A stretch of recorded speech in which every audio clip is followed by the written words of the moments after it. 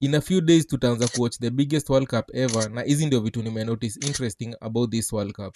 World Cup ya last time ilihostiwa na country moja Qatar, na ilikuwa inachezwa in 8 different stadiums. Ya this time inahostiwa na 3 countries, US, Mexico na Canada, na itatumia 16 stadiums in 16 different cities. Most matches itakuwa in the US na finali itachezewa hii stadium inaitwa MetLife, iko located New Jersey.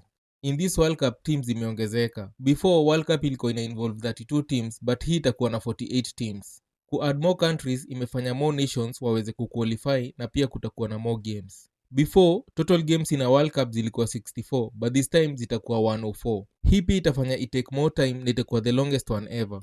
Some of the biggest stadiums in the world hukuwa in the US na huweza kuchezea game zao za NFL. Hii imefanya zikatransformiwa zikuweza football ama soccer. MetLife Stadium yenye itahost finali inakaa hivi. Also kuna hii ya Dallas inaitwa AT&T, inakaa kama ile Death Star ya Star Wars na iko na capacity ya 93,000. Pia kuna hii SoFi Stadium iko LA na ndio the most expensive stadium ever built.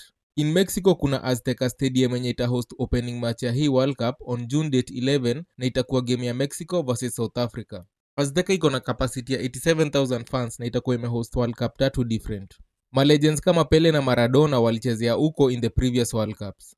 Teams 10 za Afrika zitakuwa zina participate this time. 9 ndio ziliqualify, then wakaongezwa moja through FIFA Interconfederation Playoffs, where DRC Congo walimanage kushinda a spot in the World Cup.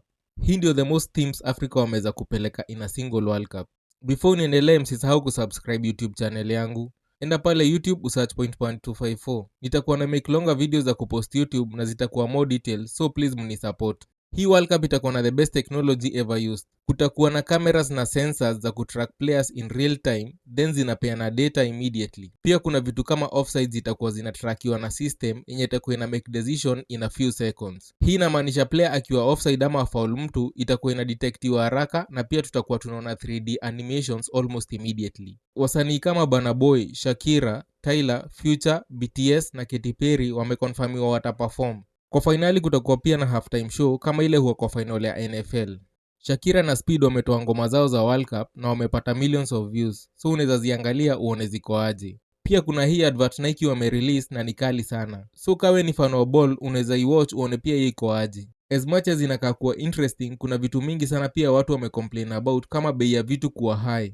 Kutravel iko juu, hoteli zime triple prices zao, na pia food na drinks zitakuwa overpriced. Tickets za kuingia zitakuwa expensive compared to the previous ones, especially za finali zenye ziko as high as $11,000. Hiyo ni kaa 1.5 million ya Kenya ndio tu uweze kuwatch game moja.